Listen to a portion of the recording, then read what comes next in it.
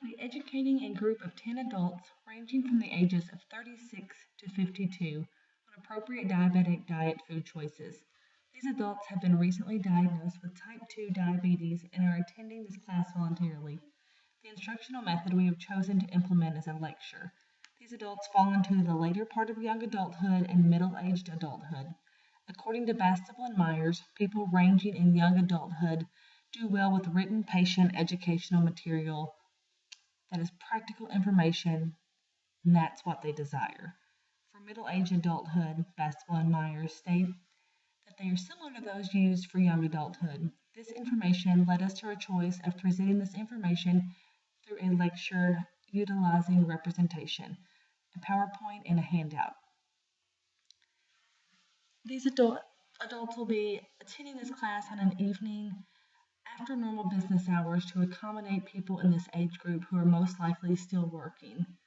They have no prior knowledge of diabetic diet unless they have a family member or close friend who may have diabetes.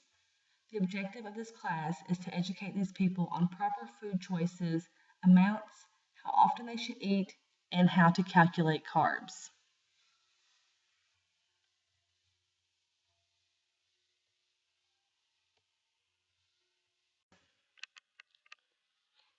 My name is Amy Durham, and I'm here with Dan Holden, Nicole McNeese, and Angel Tawson.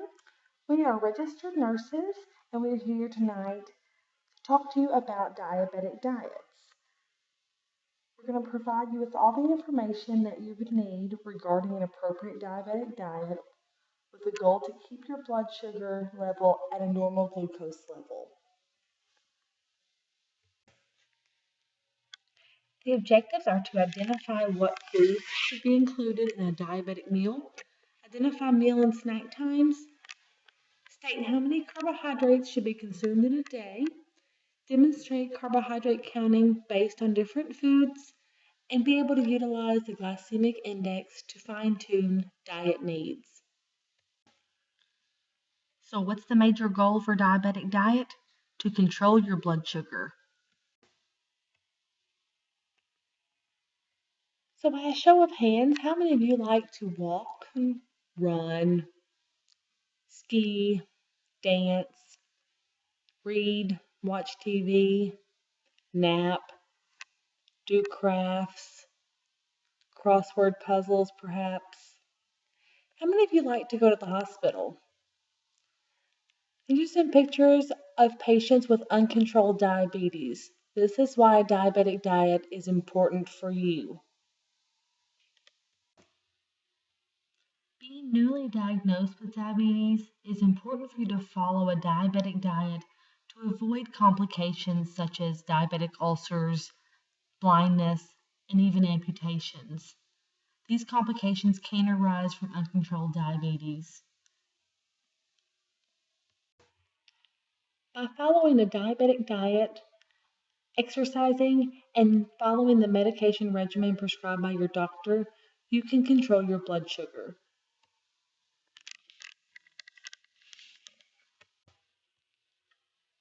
So what should your blood sugar be? Before meals or fasting, it should be between 70 and 130. 1 to 2 hours after the meals, it should not exceed 180.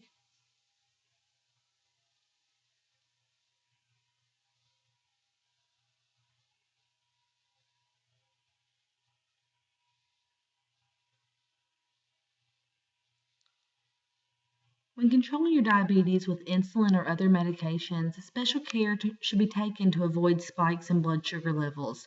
This includes timing your meals and snacks to ensure your medication and meals are working together and not against one another. You can utilize the clocks, like we have here as an example, to remind you of when to have your breakfast, lunch, dinner, and also your morning snack, afternoon snack, and evening snack. How many calories should you eat in a day? The goal for most of us is between 1,600 and 2,500, but it can be increased to 2,000 to 2,400 for large men with physical jobs or medium to large size women who exercise or have physical jobs. So what does a 1600 to 2500 calorie diet look like? You have 8 starches, 4 vegetables, 3 fruits, 2 milks, 4 6-ounce servings of meat or meat substitute, and up to 4 fats. We'll talk a little more about each area. Here we go with starches.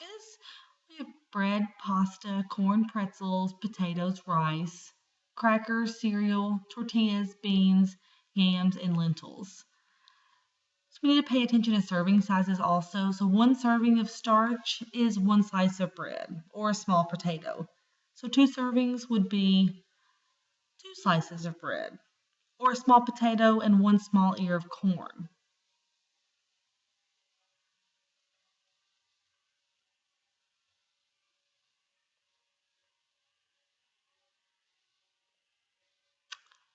Your vegetables, we have lettuces, broccoli, vegetable juice, spinach, peppers, carrots, green beans, tomatoes, celery, chilies, green beans, and cabbage. A vegetable serving size would be half a cup of cooked carrots or a cup of salad, and 2 servings would be half a cup of cooked green beans and half a cup of vegetable soup.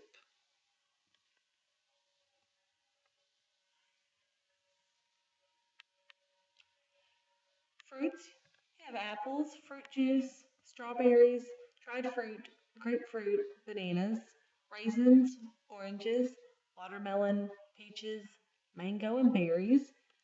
And 1 fruit serving size would be a small apple or half a cup of juice or half of a grapefruit. And 2 servings would be a banana or half a cup of orange juice and a cup and a half of strawberries or a whole grapefruit.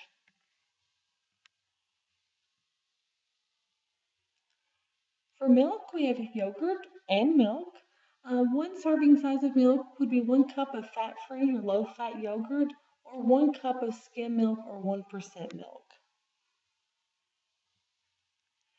Meat and meat substitutes include chicken, beef, fish, canned tuna, eggs, peanut butter, tofu, cottage cheese, pork, lamb, turkey, and cheese. A 1 ounce serving of meat would be 1 egg or 2 tablespoons of peanut butter. A 2 ounce serving is 1 slice of turkey or 1 slice of low fat cheese. And a 3 ounce serving size would be 3 ounces of cooked lean meat, chicken, or fish. Fats and sweets include salad dressing, oil, cream cheese, butter, margarine, mayonnaise, avocados, olives, cake, ice cream, pie, syrup, cookies, donuts, or bacon. A sweet serving size would be 1 3-inch cookie or 1 plain cake donut or a tablespoon of syrup. 1 fat serving size would be 1 strip of bacon or 1 teaspoon of oil.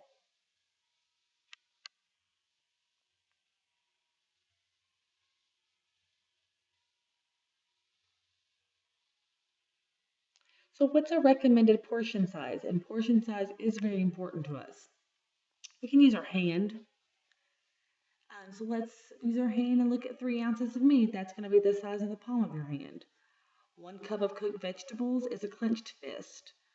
A half a cup of fruit or starches would be the width of your ring and pinky fingers together. 1 ounce of cheese is the size of the palm of your hand.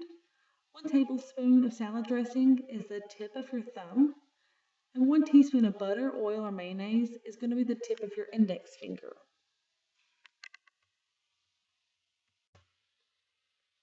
Another way of looking at your meal planning is from the American Diabetes Association and involves using your dinner plate as a visual aid. This is a great method because you can use this wherever you are.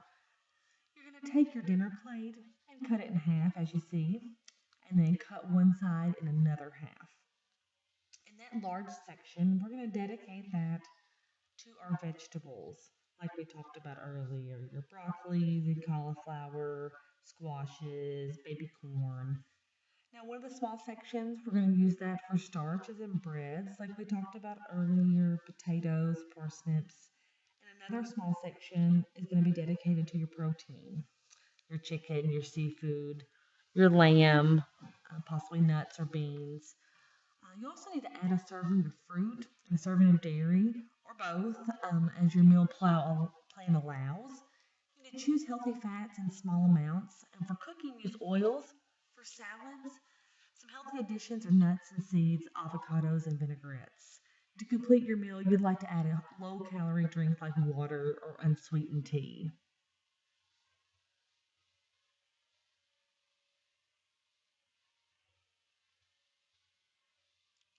Next, we're going to talk about carb counting. The tool uses the fact that your body quickly turns carbohydrates into a sugar called glucose, which in turn raises your overall blood sugar level. The goal of this method is not to limit carbohydrates in your diet completely, but to make sure that you're not eating too many. Eating the right amount and type throughout the day can help keep your blood sugar level steady.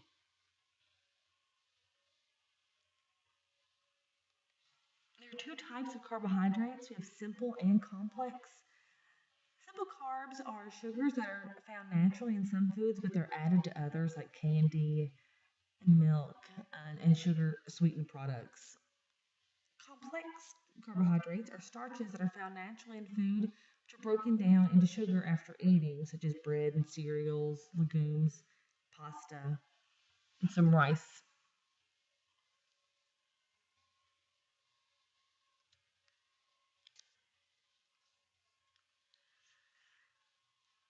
Most adults with diabetes should eat no more than 200 carbohydrate grams per day, but the recommendation is 135.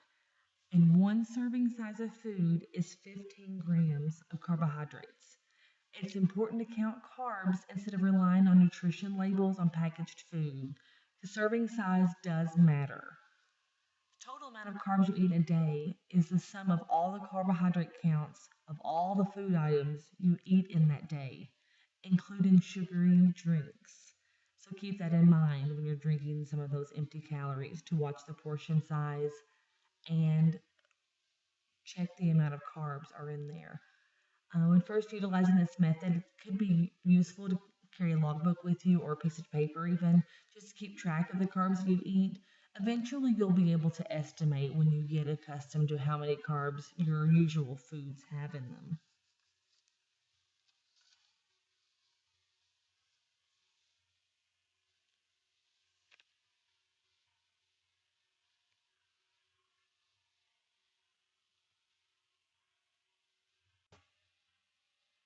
The glycemic index measures how a carbohydrate containing food raises the blood sugar. It's ranked on how they compare to a reference food, either glucose or white bread. Foods with a higher GI raises blood glucose more than foods with a low or medium GI. Meal planning involves choosing foods with a low or medium GI. GI foods to choose, which are low GI foods, 55 and under, be oatmeal or oat bran, 100% stone ground whole wheat bread, pasta, converted rice or barley, most fruits, non-starchy vegetables, and carrots. And the medium GI foods are quick oats, whole wheat, rye, and pita breads, brown or wild rice, and couscous. Meats and fats do not have GI because they do not contain carbohydrates, so keep that in mind. So we want to eat foods with low or medium GI foods and avoid foods with a high GI. However, if we do consume foods with high GI, they need to be combined with a low or medium GI. So here's a picture of all the foods that we love to eat, but we should avoid or combine with a low or medium GI food. So we need to avoid the white breads or bagels, cornflakes, puffed rice, white rice, russet potatoes.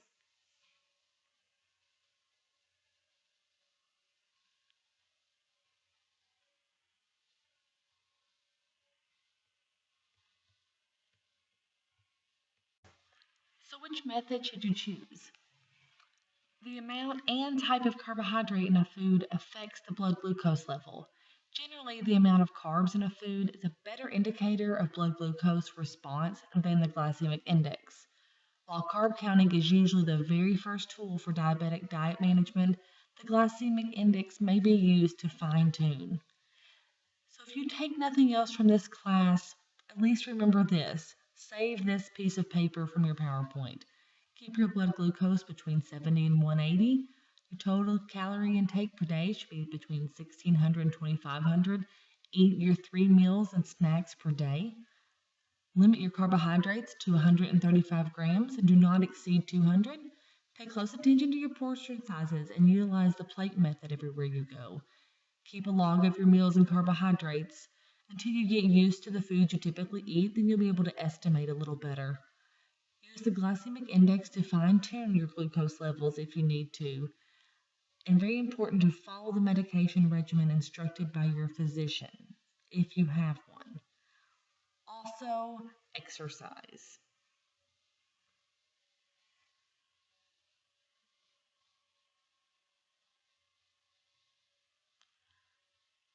We want to thank you all for your attendance today, and we hope you have found this very helpful. And good luck with your diet planning.